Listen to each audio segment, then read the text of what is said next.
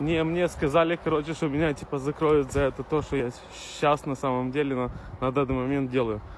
Зачем вы тут? Зачем? С чего ли это? Если вы мне предоставите какой-либо закон, который мне запрещает вот это именно видеосъемку делать, да, не вопрос, я закрою. И даже удалю это видео. Кстати, она уже в онлайне. Вас я приветствую. Вы защищаете нас, молдаванов. Вас я приветствую. И согласно, короче, всему тому, я только за вас.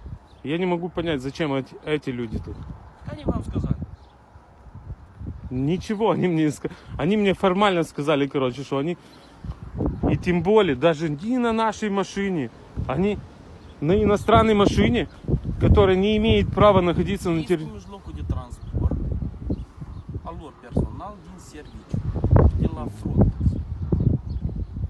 Au dreptul?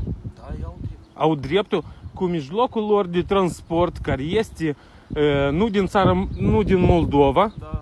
Ei duc serviciu militar la Moldova. Nu sunt militari. Păi cine sunt ei? Ia uite la dâns și este poliția. Cine sunt domnii ăștia?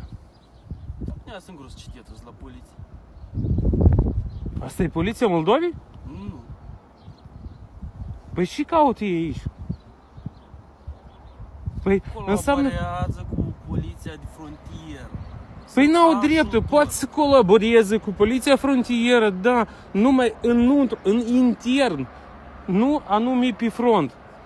Aici este granița, iată-o, nu, dumneavoastră sunteți granicier, corect? Duceți serviciu militar granicier.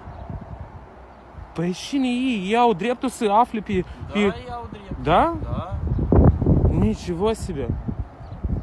Cu armă, cu tot împreună. Ok.